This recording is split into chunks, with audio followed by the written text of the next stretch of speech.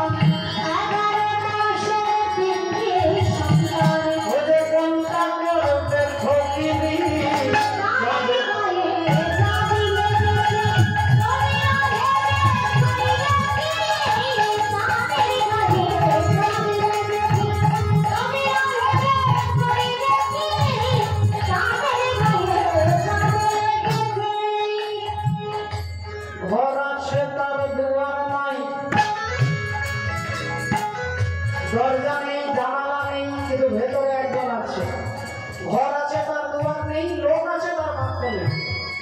আর সেটা হচ্ছে কি, সেটা হচ্ছে ডিম, পাখিদের ডিম। ডিমের মধ্যে দরজা জানলা কিছু থাকে না, কিন্তু ভেতরে একদম থাকে। রাধে হজে ফকির লালন ভেবে বলে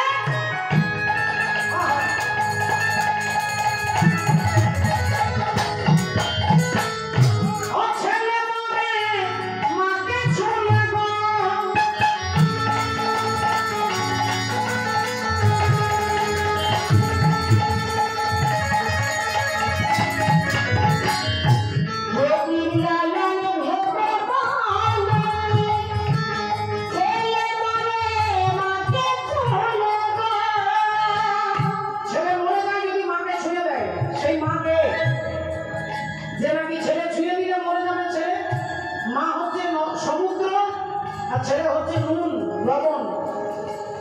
এক মুঠো নুন, যে নুন সৃষ্টি হয় সমুদ্রের গর্ভ থেকে, সেই এক মুঠো নুন যদি সমুদ্রে ফেলে দেন তাহলে হরিবল হয়ে যাবে, খুঁজে পাওয়া যাবে। ফকির লালন ভেবে বলে আমার ছেলে মরে মাকে ছুলে গো, বলি এই কয় কথার তত্ত্ব নইলে, এই কয় কথার তত্ত্ব নইলে উপকার হবে না ফকিরি।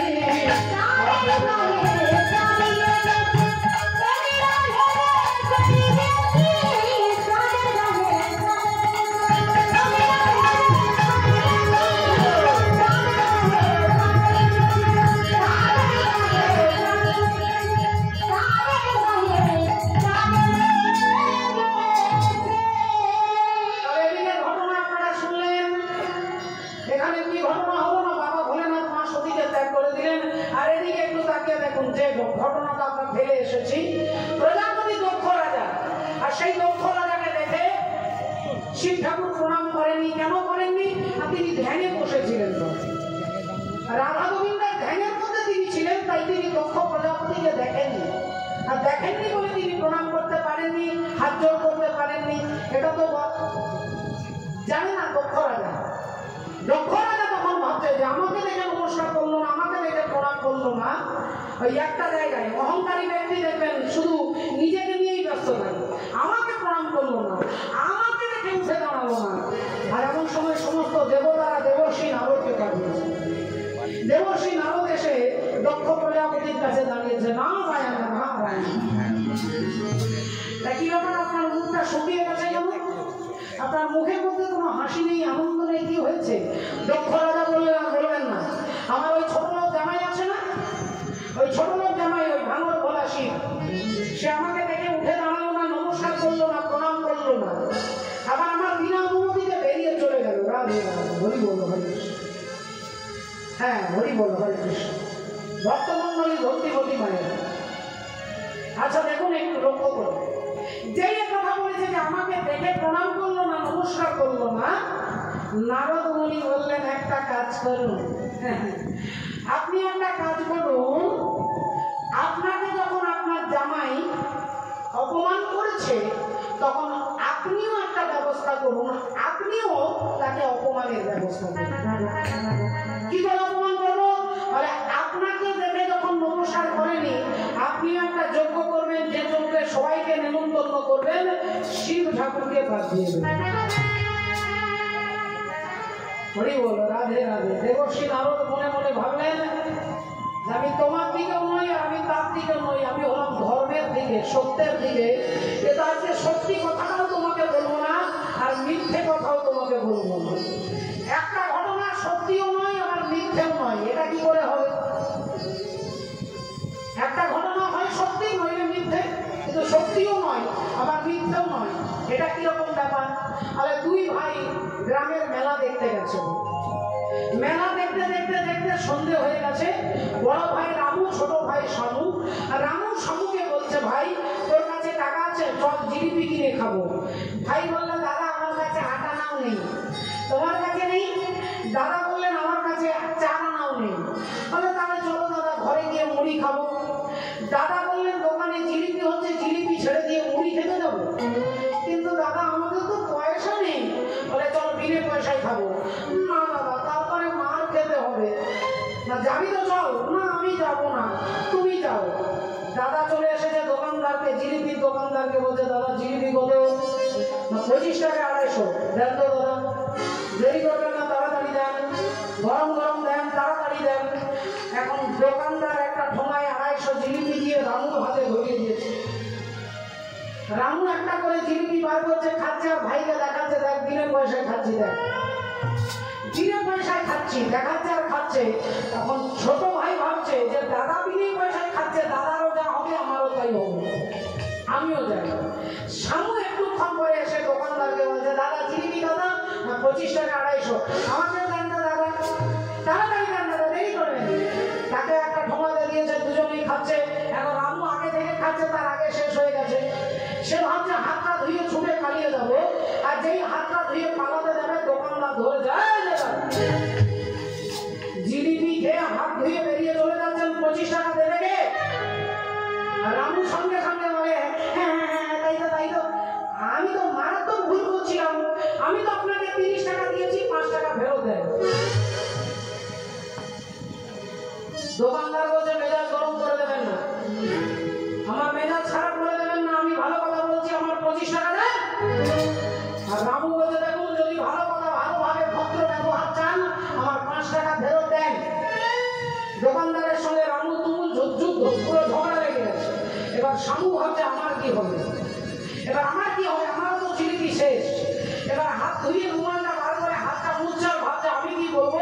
আর উনি দোকানদার শামুকে ধরেছে, এই যে দাদা একটু আসুন, দাদা একটু আসুন, আপনি তো দেখেই মনে হচ্ছে ভদ্রলোক। আচ্ছা দাদা আপনি বলুন তো, এই লোকটা নাকি বলছে আমাকে 30 টাকা দিয়েছে, আপনি বলুন তো দাদা, আপনি কি দেখেছেন তাকে 30 টাকা দিতে?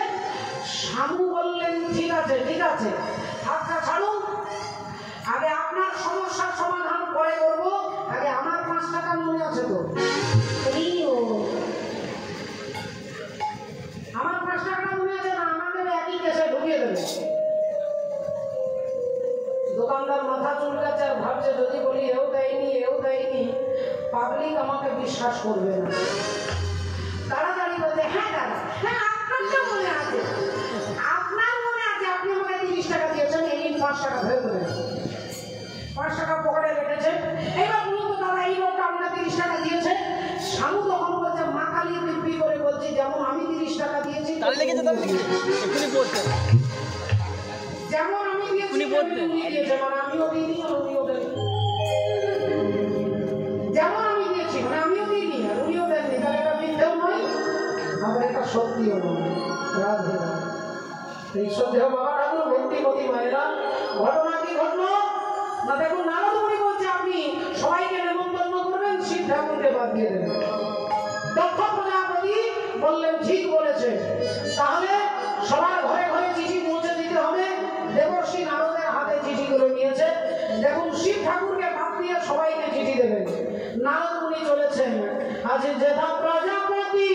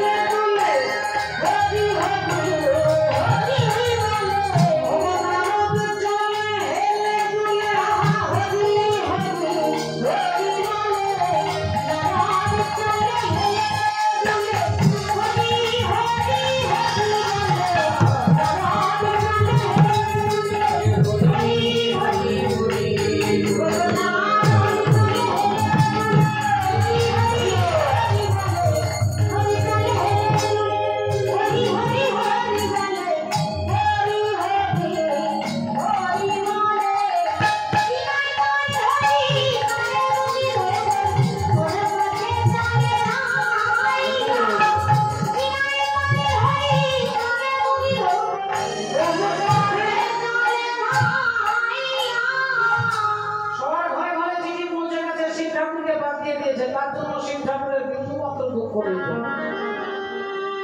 এই জগতের মান অপমান ভালোবাসা ঘৃণা সব একটা জায়গায় যিনি দাঁড় করেন তিনি হচ্ছেন প্রকৃত বৈষ্ণব। বৈষ্ণবকে অপমান করলেও তাদের দুঃখ নাই, আর কেউ সম্মান দিলেও আনন্দ নাই। শিব ঠাকুরকে বলছে ছোট লোক মূর্খ গাধা, তাদের আর কিছু যায় আসে না। এই জগতের মান সম্মান এগুলো হচ্ছে মায়ার খেলা। আর যারা সাধু তারা সবার আনন্দে থাকে ভগবানের নামে। এই আনন্দের কথা এই জড় জগতের ভাষা দিয়ে বোঝানো যায় না। হরি বল রাধে রাধে। এই জড় জগতের সংসারের ভালোবাসা কিরকম আপনাকে ইউজ করবে, ইউজ এন্ড থ্রো। যতদিন কাজে লাগবে আপনাকে ব্যবহার করবে, তারপরে ছুঁড়ে ফেলে দেবে। বারান্দায় একটা খাটিয়া পাতা থাকবে, আপনি শুয়ে থাকবেন। আমি দুটো লাইন আপনাদের মনে করে দেবো, প্রয়াত শিল্পী মান্না দে মহাশয়ের কণ্ঠে শুনেছেন। আমি যে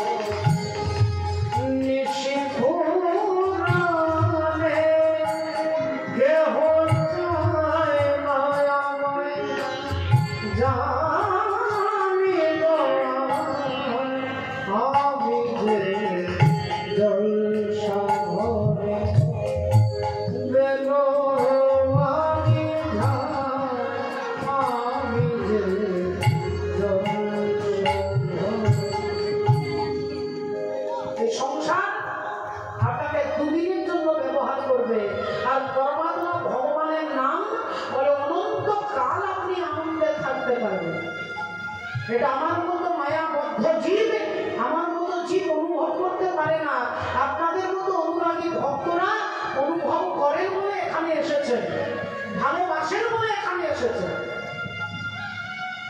এই ভালোবাসার টানে আপনারা চলে এসেছেন। এই বাবা ঠাকুর সবার ঘরে ঘরে চিঠি পৌঁছে দিলেন। নারদ মুনি শিব ঠাকুরের ঘরটা বাদ রয়ে গেল। এখন দেবতারা সকাল সকাল সব দক্ষ প্রজাপতির বাড়ির অনুষ্ঠানে যাচ্ছে, সুন্দর স্নান টান গয়নাগাটি করে সব নিজের নিজের স্ত্রীকে নিয়ে বিমানে চেপে রথে চেপে কৈলাস পর্বতের উপর দিয়ে সব যাচ্ছে। এমন সময় দেখছে এদিকে মা সতী, সেই মা সতী কি করছে, বাগানে ফুল তুলছে। এখন বাগানে ফুল তুলছে, একজন দেবী দেখে বলেন কি রে সতী, তুই এখনো বাগানে ফুল তুলছিস, তুই তোর বাপের বাড়ি যাসনি? সতী বললেন কেন, আমার বাবার বাড়িতে কি কি হচ্ছে? বলে তোর বাবার বাড়িতে বিরাট যজ্ঞ, তুই জানিস না? ও, আমার মনে হচ্ছে তোর বাবা তোকে নেমন্তন্ন করেনি, তোর বাবা তোকে নেমন্তন্ন করেনি। সতী বললেন না না না, এটা কি হয় নাকি? আমার বাবা আমাকে নেমন্তন্ন করবে না? আমার মনে হচ্ছে আমার স্বামীকে বলেছে, আমার স্বামী আমাকে বলতে ভুলে গেছে। আর আমার স্বামী বলে না, তোমরা যাও আমি যাচ্ছি। সতী তাড়াতাড়ি ফুল এনে শিব ঠাকুরের চরণে গিয়ে প্রণাম করে বলছেন, স্বামী একটা কথা বলবো। কি কথা? বলছে আমার বাবার বাড়িতে নাকি বিরাট বড় অনুষ্ঠান হচ্ছে, আপনি জানেন? দেখুন বাবা ভোলেনাথ তো মিথ্যে কথা বলতে পারবেন না। তিনি বললেন হ্যাঁ জানি, বিরাট বড় যজ্ঞ হচ্ছে। বলে তাহলে আপনি আমাকে আগে বলেননি কেন?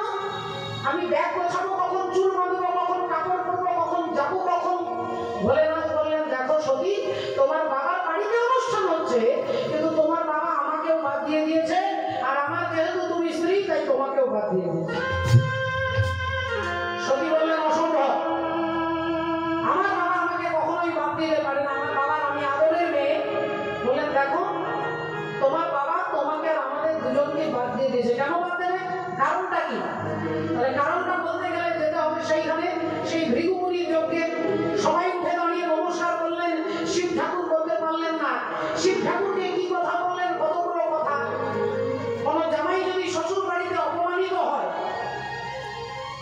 শ্বশুর তাকে জামাইকে যাচ্ছে তাই বলেছে, জামাই এসে রাগটা বাড়িতে এসে কাকে দেখাবে মা?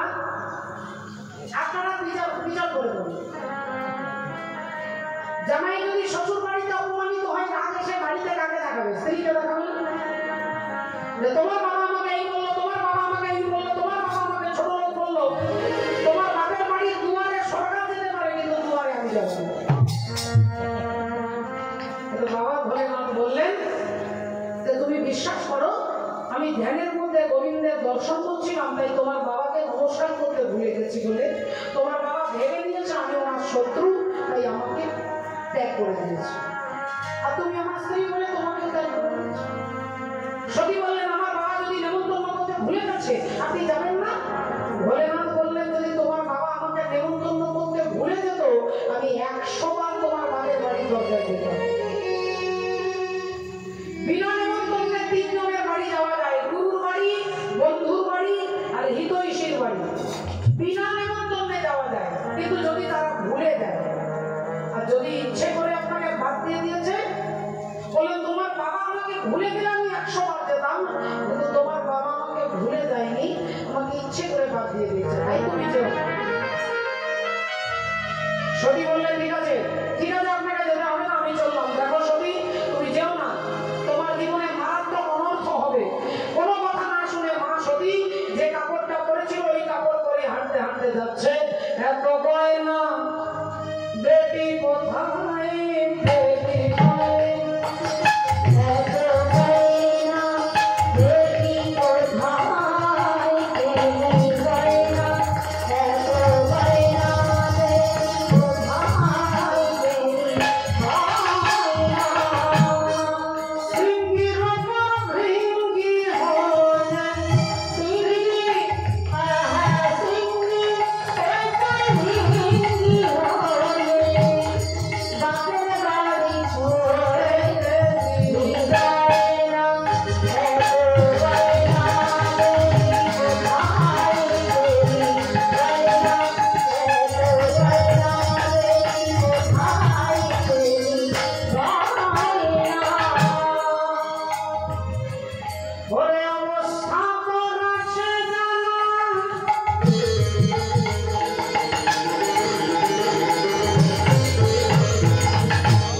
আর হাতের উপরে নুন জোটে না, অবস্থা তোর আছে জানা।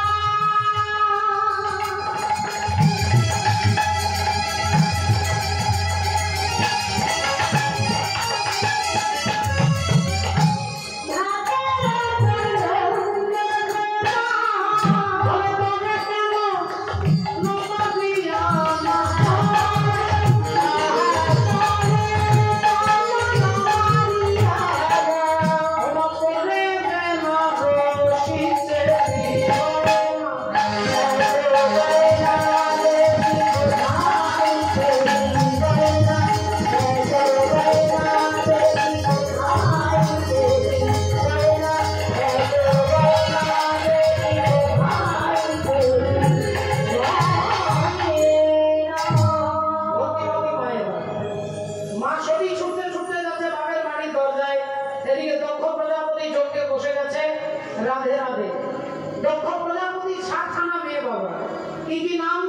অদিতি, দিতি, অবিশ্যা, কাশ্যা, প্রঙ্গসা, শৈলা, তাম্রা, পিড়ি, দনু, মুনি, সুরক্ষা, সরমা, পদ্রু, কলাবতী, কলা, কাষ্ঠা, অঞ্জলি, কালিকা, কলহপ্রিয়া, প্রমোজা, রাসনা, সুতি, ভীষণা, ভূষণা, শ্রদ্ধা, লক্ষ্মী, ধৃতি, তুষ্টি, মতি, স্মৃতি, বসু, শান্তি, অশ্বিনী, ধরণী, কৃত্তিকা, রোহিণী, মৃগশিরা, আদ্রা, পুনর্বসু, পুষ্যা, অশ্লেষা, মঘা, পূর্ব ফাল্গুনী, উত্তর ফাল্গুনী, হস্তা, চিত্রা, সাথী, বিশাখা, জ্যেষ্ঠা, অনুরাধা, জ্যেষ্ঠা, মূলা, পূর্ব ভাদ্রপদ, উত্তর ভাদ্রপদ, শ্রবণা, ধনিষ্ঠা, শতভিষা, রেবতী, পূর্বসারা, উত্তরসারা আর সতী।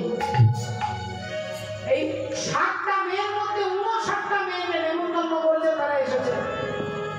ভালো কাপড়, ভালো গয়নাগাটি করে এসেছে। আর মা সতী তিনি মনে মনে ভাবছে আমি বিনা নেমন্তন্নে যাচ্ছি, আমার বাবা আমাকে দেখলে খুব খুশি হবে, আমার বাবা আমাকে বুকে জড়িয়ে ধরে মাথায় হাত বুলিয়ে আশীর্বাদ করে দেবে, আমার বাবা আমাকে দেখলে খুব আনন্দ হবে। এই ভাবতে ভাবতে মা সতী সেই যজ্ঞের প্যান্ডেলের ভেতরে একটা পা আর বাইরে একটা পা বেঁধেছে। আর অমনি দক্ষ প্রজাপতি আঙুলটা বাড়িয়ে বলে উঠলো, ওই দেখো চলে এসেছে, ওই দেখো চলে এসেছে। আমি জানি ও আসবে, আমি জানি। আরে ওর স্বামী তো ওকে খেতে দিতে পারে না,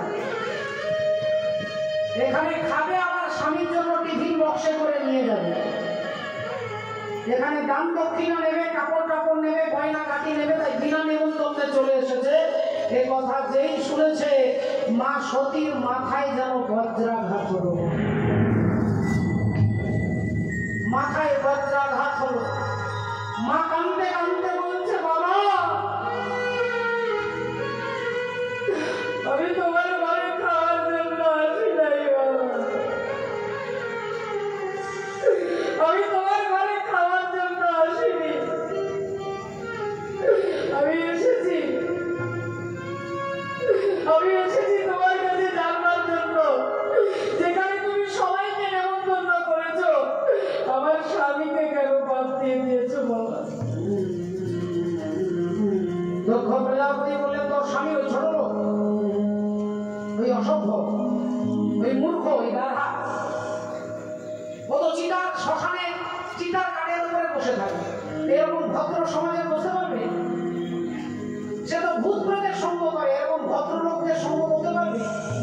মা সতী বললেন, বাবা আপনি আমার স্বামীকেই চেনেন না, আমার স্বামী হচ্ছে সত্যম শিবম সুন্দরম, আমার স্বামী হচ্ছে শিব, আর শিব মানে মঙ্গল, শিব মানে মঙ্গল। আপনি যে যজ্ঞটা করছেন এই যজ্ঞের ফল মঙ্গলময়। এখানে যারা কমিটি দাদা ভাইরা যারা কিন্নাহার স্টেশন পাড়ার আজকের এই হরিবাসরের কমিটির যারা সদস্য, তারা এত কষ্ট করে রাত্রির পর বছরের পর বছর কত চিন্তা ভাবনা, কত দায়িত্ব, এত কষ্ট তারা করছেন কেন জিজ্ঞাসা করুন তো।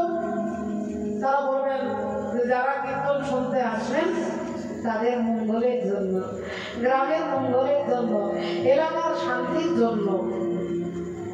তাহলে যেখানে মঙ্গল চিন্তা ভাবনা আছে এটা হচ্ছে শিব যুক্ত যজ্ঞ, আর যেখানে কোনো মঙ্গল চিন্তা ভাবনা নেই, শুধু শিব ঠাকুরকে তার প্রেস্টিজটাকে নষ্ট করবার জন্য দক্ষ প্রজাপতি যজ্ঞ করছে, তাহলে এই যজ্ঞের মধ্যে কোনো মঙ্গল ভাবনা নেই। দক্ষ প্রজাপতি বললেন, বেরিয়ে যা, তোর স্বামীর কাছে চলে যা। বললেন, বাবা সে মুখ যে আমার কাছে নেই, আমার স্বামী আমাকে বারবার বলেছিল সতী তুমি যেও না, কিন্তু আমি কোনো কথা শুনিনি বাবা, আমি ছুটে এসেছি, আমি ভেবেছিলাম তুমি আমায় আশীর্বাদ করবে, তাই আমি না পারবো স্বামীর ঘরে ফিরে যেতে, না পারবো তোমার ঘরে থাকতে, আমার শিরা উপশিরা দিয়ে দুর্ভাগ্যবশত তোমার মতো অভিমানী রক্ত বইছে, তাই আমি তোমাকে আঘাত প্রতিঘাত কিছু করতে পারবো না, তবে আমার জন্য একটাই রাস্তা খোলা আছে, আর সেটা হচ্ছে আত্মহত্যা। এই মা সতী শিব শিব বলতে বলতে আগুনে ঝাঁপ দিচ্ছে। শিবের নিন্দা শুনে সতী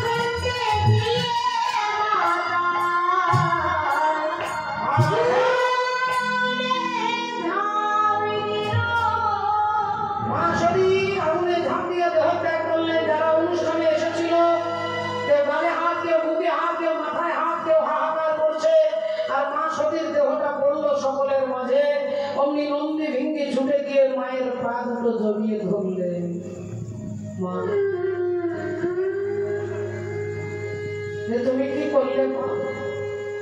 তুমি কি করলে? একবারের জন্য আমাদের কথা ভাবলে না মা, একবারের জন্য আমাদের কথা ভাবলে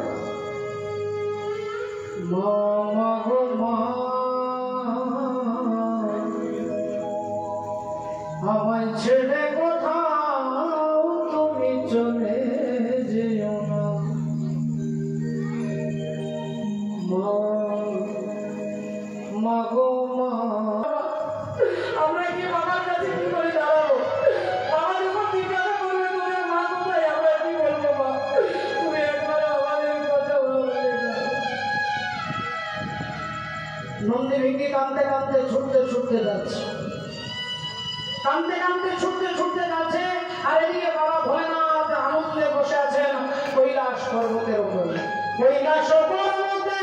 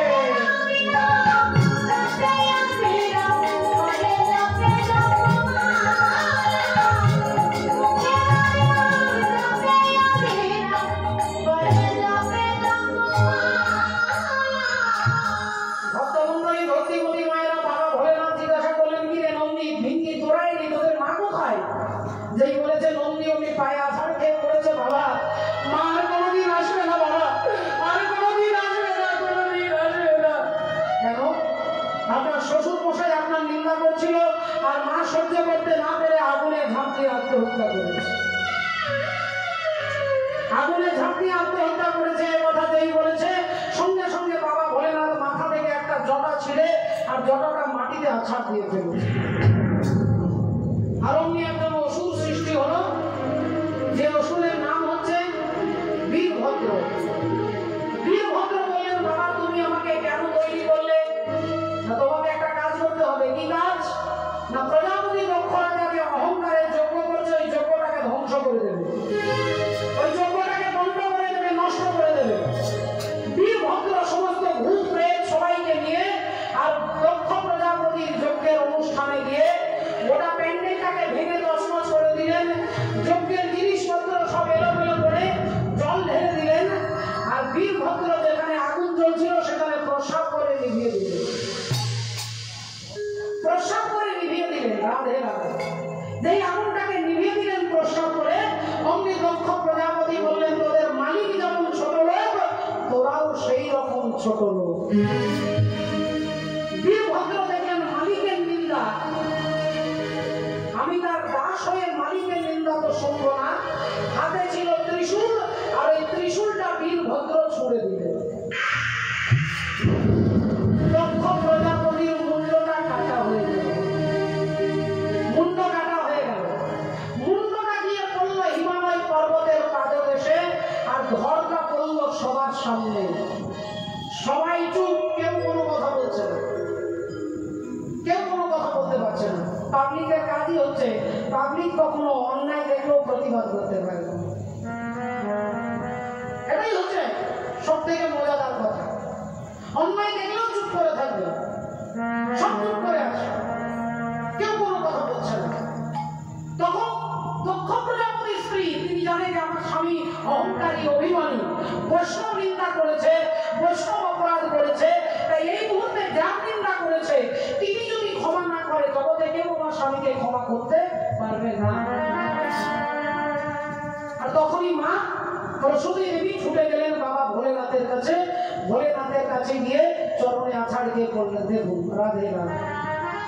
ভক্তাধীন ভগবান ভক্তকে কতটা পাওয়ার দেওয়া আছে দেখুন। বৈষ্ণব অপরাধ আপনি যার কাছে করবেন, সেই বৈষ্ণব আপনাকে ক্ষমা না করলে ভগবানও আপনাকে ক্ষমা করতে পারবে না।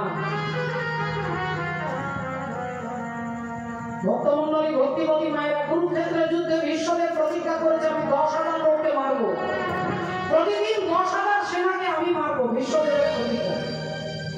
আর এই প্রতিজ্ঞা রক্ষা করতে করতে একদিন, দুদিন, 5 দিন হয়ে গেছে, 50,000 জনকে মেরেছে। 6 দিনের দিনে দুর্যোধন এসে রাত্রিবেলায় ভীষ্মদেবকে বলছে, দাদু তুমি আমার করছো, আমার করছো, আমার বাড়ির অন্ন ধ্বংস করছো, অথচ তুমি আছো আমার দলে, কিন্তু তোমার মনটা আছে পঞ্চপাণ্ডবের দলে। মানে কেন না, আমার এতগুলো লোক মারা যাচ্ছে, তুমি আমার দলে থেকেও কিছু করতে পারছো না। আমার এত লোক মারা গেল, আর পঞ্চপাণ্ডবের কেউ করলো না। ভীষ্মদেব বললেন, যা আমি প্রতিজ্ঞা করছি আগামী কালকের যুদ্ধে পঞ্চপাণ্ডবকে আমি শেষ করে ফেলব। দুর্যোধন বললেন, দাদু আরেকটা কথা, আরেকটা কথা দাদু, তুমি তোমাকে যেমন তোমার বাবা আশীর্বাদ দিয়েছিল, তুমি আমাকে একটা আশীর্বাদ দাও, আমি যাতে না মরে যাই। ভীষ্মদেব বললেন, আমি তোমাকে আশীর্বাদ দেব না, আজকে ভোর 3:15 সময় তুমি তোমার স্ত্রী ভানুমতিকে আমার ঘরে পাঠাবে, আমি যা দেব তাকে দেব। দুর্যোধন কথাটা শুনে চলে গেলেন। তিনি গিয়ে ভানুমতিকে বলছে, আজ ভোর 3:15 আগে স্নান টান করে দামি কাপড় টাপড় করে তুমি তোমার দাদু ভীষ্মদেবের ঘরে যাবে, ভীষ্মদেব একটা আশীর্বাদ দেবে, আশীর্বাদটা নিয়ে আসবে। আর এদিকে পঞ্চপাণ্ডব সবাই একসঙ্গে বসেছে। এখন এমন সময় সহদেবকে জিজ্ঞাসা করছে, যুধিষ্ঠির দাদা জিজ্ঞাসা করছে, ভাই দেখতো আগামী কালকের যুদ্ধের পরিণামটা কি হবে? সহদেব অমনি একটা অঙ্ক ছক কষে, কিন্তু বিরাট বড় জ্যোতিষী, তাই বিরাট বড় একটা ছক কষে অঙ্কের ফলটা কি বেরোলো না, ফলটা বেরোলো আগামী কালকের যুদ্ধে পঞ্চপাণ্ডবের মৃত্যু নিশ্চিত। আগামী কালকের যুদ্ধে আমরা দাদা সবাই মারা যাবো, এটাই হচ্ছে আমাদের গণনা, আমাদের জ্যোতিষ, আমার শাস্ত্র বলছে কালকে আমরা মারা যাবো। আর এই কথাটা শুনতে পেয়ে মা দ্রৌপদী ছুটে ছুটে যাচ্ছেন কৃষ্ণের কাছে। কৃষ্ণ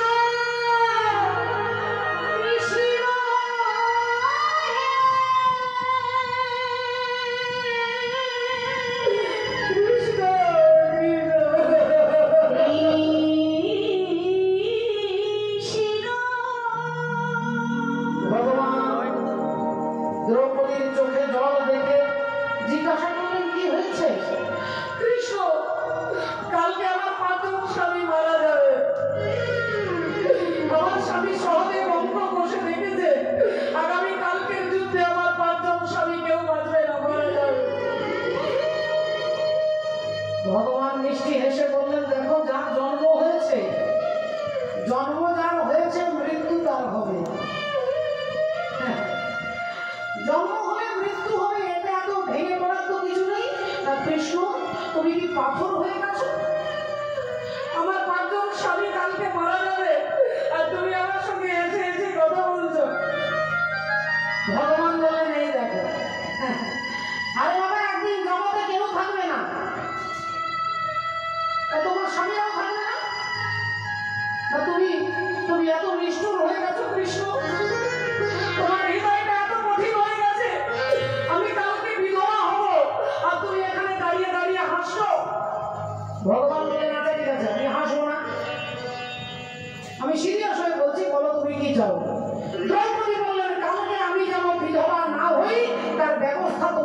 হবে।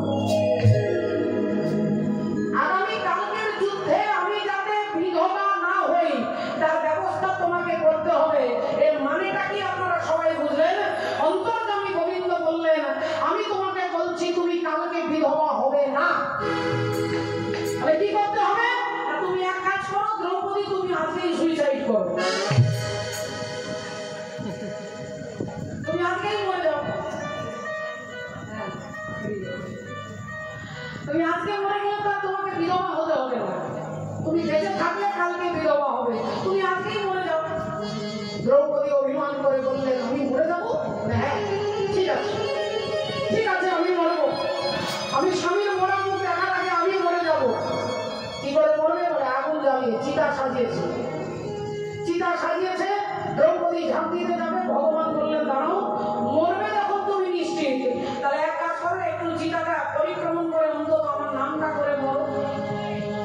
দ্রৌপদী আগে আগে যাচ্ছে, ভগবান তার পেছনে পেছনে যাচ্ছে। ভগবান তার উত্তরীয়টা দ্রৌপদীকে ধরিয়ে দিয়েছে, দ্রৌপদী ধরে ধরে ঘুরছে, ভগবান দ্রৌপদীর পেছনে পেছনে ঘুরছে। একবার, চারবার, পাঁচবার, ছবার, ছবার দিয়ে হয়ে গেছে, ভগবান দাঁড়িয়ে গেছে, আর দ্রৌপদী ঘুরে এসে ভগবানের পেছনে দাঁড়িয়ে। আর ভগবান তখন দ্রৌপদীকে নিয়ে যাচ্ছে ভীষ্মদেবের ঘর। ভীষ্মদেব অপেক্ষা করছে দুর্যোধনের স্ত্রী আসবে, আর ভগবান দ্রৌপদীকে নিয়ে গিয়ে ভীষ্মদেবের ঘরে ঢুকিয়ে দিয়েছে, যাও তুমি গিয়ে তোমার দাদুকে প্রণাম করবে। এদিকে দুর্যোধন তার স্ত্রীকে উঠিয়েছে, স্নান করিয়েছে, সুন্দর সেজে গুজে বেরোতে যাবে, আর অন্তর্যামী ভগবান হরি তিনি বললেন দেবরাজ ইন্দ্রকে যে বৃষ্টি শুরু করো, সুপার সাইক্লোন। দেবরাজ ইন্দ্র এমন বৃষ্টি দিচ্ছে, ঝড় বৃষ্টি। দুর্যোধন তার স্ত্রীর হাতে ধরে বলছে এখন যেতে হবে না, বৃষ্টিটা থেমে যাক তারপরে যাবে। আরে বাবা, তোমার দাদু তো আশীর্বাদ দেবে, সেটা নয় 1 ঘন্টা পরে দেবে। দেখুন সময়ের গুরুত্ব যদি আপনি না বোঝেন, সময় আপনাকে গুরুত্ব দেবে না। দুর্যোধন স্ত্রীকে আটকে দিলেন, আর এদিকে ভগবান দ্রৌপদীকে পাঠিয়ে দিলেন। দ্রৌপদী গিয়ে কিছু জানে না, দাদু বিশ্বদেবকে প্রণাম করেছে, আর দাদু ভাবছে দুর্যোধনের স্ত্রী। এই দুর্যোধনের স্ত্রী মনে করে দ্রৌপদীর মাথায় হাত রেখে আশীর্বাদ করছে, অখণ্ড সৌভাগ্যবতী হও, তোমার সিঁথির সিঁদুর চির অক্ষয় অমর হবে। সিঁথির সিঁদুর অক্ষয় অমর হবে মানে আমি বিধবা হব না। তাহলে এত দামি একটা আশীর্বাদ, এর মূল্যটা দ্রৌপদী জানে। মা দ্রৌপদী জানে যে সিঁদুরের কি গুরুত্ব। এখনকার কিছু কিছু মায়েদের বিয়ে হয়েছে, মা বিয়ে হলে সিঁদুর আর করতে চায় না, যদি করে কিন্নাহার রোড ছেড়ে দিয়ে মুর্শিদাবাদ রোডে সিঁদুর করে। হ্যাঁ, এখন যেই কথা বলেছে অখণ্ড সৌভাগ্যবতী ভব, অমনি সঙ্গে সঙ্গে দ্রৌপদীর মুখ দিয়ে বেরিয়ে গেছে, ও দাদু তবে জানো তাই হয়। আর যেই বলেছে তাই হয়, বিশ্বদেব তাকে বলছে, কি দ্রৌপদী তুমি এসেছো না? তুমি কি করে জানলে আমার ঘরে আসতে হবে? তুমি কি করে জানলে আমার দরজা খোলা থাকবে? তুমি কি করে জানলে যে ভোরবেলায় তোমাকে আসতে হবে?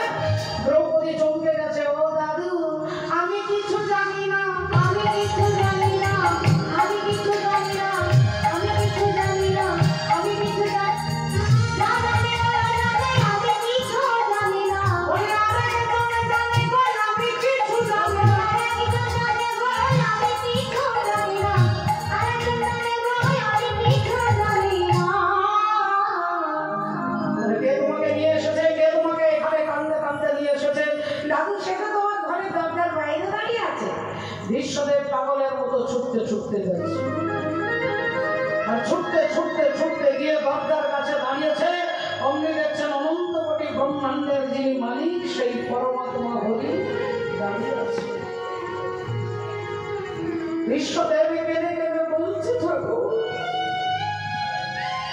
যদি তুমি এতটা রাস্তা এলে তাহলে আমার ঘরের দরজার বাইরে কেন থাকো? তুমি আমার ঘরের দরজার বাইরে দাঁড়িয়ে আছো কেন? তুমি কেন আমার ঘরের ভেতরে? ভগবান ভীষ্মদেবের চোখের জল মুছিয়ে দিয়ে বলছে, ভীষ্মদেব আমি তোমাকে দুঃখ দেব বলে তোমার ঘরের দরজার বাইরে দাঁড়াইনি, আমি অনন্ত কোটি ব্রহ্মাণ্ডের জীবকে দেখিয়ে দিয়ে গেলাম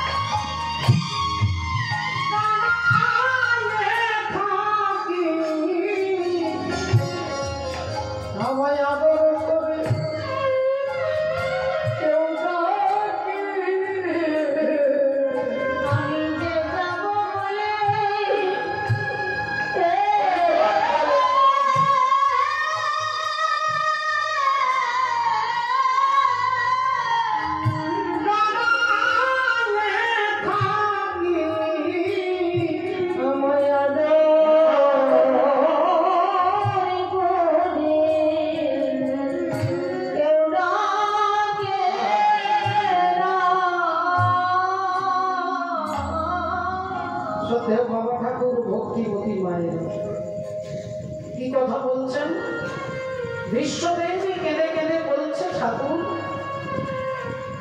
তুমি প্রতিজ্ঞা করেছিলে আর আমিও প্রতিজ্ঞা করেছিলাম।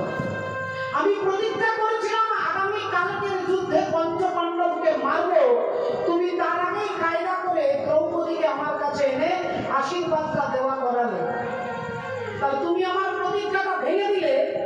আমিও প্রতিজ্ঞা করে বলছি আমি তোমার প্রতিজ্ঞাটাও ভেঙে দেবো। তুমি প্রতিজ্ঞা করেছিলে কুরুক্ষেত্রের যুদ্ধে কোনো অস্ত্র শস্ত্র তুমি ধরবে না, তুমি কোনো অস্ত্র শস্ত্র ধরবে না, এটা তোমার প্রতিজ্ঞা ছিল।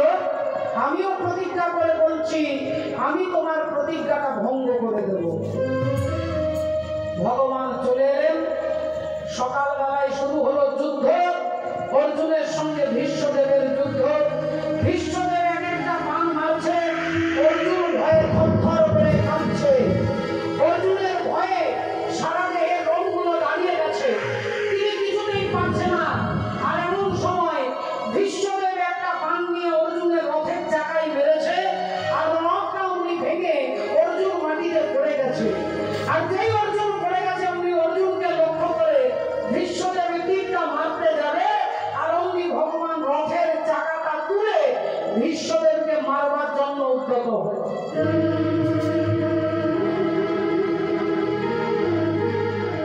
আর যেই রথের চাকাটা তুলে ভগবান দাঁড়িয়েছে, অমনি ভীষ্মদেব ধনুর বাণ সব ছুঁড়ে ফেলে দিয়ে হাত জোড় করে গোবিন্দের কাছে দাঁড়িয়ে বলছে, হে কেশব, হে গোবিন্দ, তুমি আমার ভক্তাধীন, তুমি আমার প্রতিজ্ঞা রক্ষা করবার জন্য তুমি নিজের প্রতিজ্ঞাটা ভেঙে দিলে।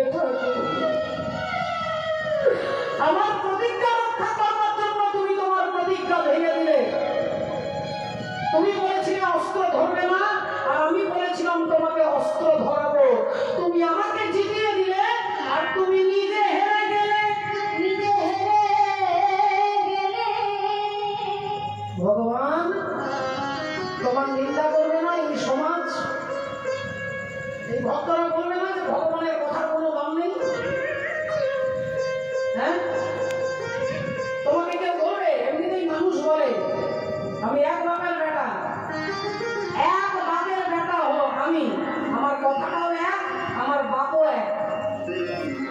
তাহলে সামান্য একটা মানুষের প্রেস্টিজ আছে, আর তোমার কোনো প্রেস্টিজ তুমি রাখলে না। ভগবানকে বলছে, ভগবান বলছেন তোমাদের বাবা একজন, তাই তোমাদের কথার দাম আছে। আর আমি ভগবান, আমার বাবা একজন নয়, আমার বাবা দুজন, আমার কথাটাও দুরকম। আমার বাবা কেউ বলে নন্দরাজা, কেউ বলে বসুদেব, আমার বাবা দুজন। তার আমার বাবা যখন দুজন, আমার কথাটাও দুরকম। আমি ভক্তকে হারিয়ে জিতিয়ে দিয়ে আমি নিজে হেরে গেলে আমার এতে আনন্দ হয়। আমার ভক্ত জিতলে আমি আনন্দ হয়, আমার ভক্ত হেরে গেলে আমি দুঃখ পাই। হরি বল, হরে কৃষ্ণ। ভালোবাসা মরে ভিক ভিক্ষা ভাই তিনি ভক্তাধীন। তাই আছে মা প্রসূতি দেবী শিব ঠাকুরের গায়ে পড়ে বলছে, আমাকে আপনি বিধবা করতে পারেন না, আমি আপনার শাশুড়ি মাতা, আমার স্বামীকে আপনাকে বাঁচাতে হবে, আমি আমার নয়ন জল দিয়ে আপনার চরণ ধুইয়ে দিচ্ছি। ভোলেনাথ বললেন, ঠিক আছে ঠিক আছে মা, আপনি কাঁদবেন না, আমি আপনার স্বামীকে বাঁচিয়ে দিচ্ছি। দেবতাদেরকে বলতে যাও, এর স্বামীর মুন্ডটা হিমালয় পর্বত থেকে তুলে নিয়ে এসো। দেবতারা উনি সুযোগ বুঝে বলে উঠলেন, ঠাকুর যে মুখ দিয়ে তোমার নিন্দা করেছে, তোমাকে ছোট লোক বলেছে, অসভ্য বলেছে, অভদ্র বলেছে, সেই মুখটা আমরা ফেরত দেব না। তাহলে যে আমি আমার শ্বশুরকে বাঁচাবো বলেছি, তাহলে তুমি তার ব্যবস্থা করো। তাই শিব ঠাকুর আর কি ব্যবস্থা করবে? অগত্যা দক্ষ প্রজাপতির কাঁধের উপরে একটা ছাগলের মুন্ড বসিয়ে দিয়েছে। আচ্ছা মায়ের, আপনারা বলুন ছাগলের মুন্ড বসিয়ে দিলেন কেন? বাঘের মাথা নয়, সিংহের মাথা নয়, হরিণের মাথা নয়, শিয়ালের মাথা নয়, একটা ছাগলের মাথা দক্ষ প্রজাপতির মুন্ডে বসে। আচ্ছা ছাগল কিরকম ডাকে মায়ের, আপনারা একটু করে দেখানো আমাকে, ছাগল কিরকম ডাকে? সবাই জানে, আমিও জানি, কিন্তু আমি বললে আপনারা বলবেন যে এটা মিথ্যা গেল। ম্যা ম্যা ম্যা বলে, ম্যা ম্যা মানে কি? ম্যা মানে আমি, ম্যা মানে আমি। অহংকারী ব্যক্তি যারা, তারা আমি ভাষাটাই বেশি ব্যবহার করে। আমি এই হরিনামে 20,000 টাকা চাঁদা দিয়েছি জানিস, আমি ওর মেয়ের বিয়েতে 50,000 টাকা দিয়েছি জানিস, আমি ওখানে এই জায়গাটা মন্দিরের জন্য দান করেছি জানিস। এই যে আমি ম্যা ম্যা ম্যা ম্যা, ছাগল ম্যা ম্যা ম্যা করে। এই দক্ষ প্রজাপতি তুমি যে অহংকারী, তাই ছাগলের মুন্ডটা তার কাঁধের উপরে বসিয়ে দিল।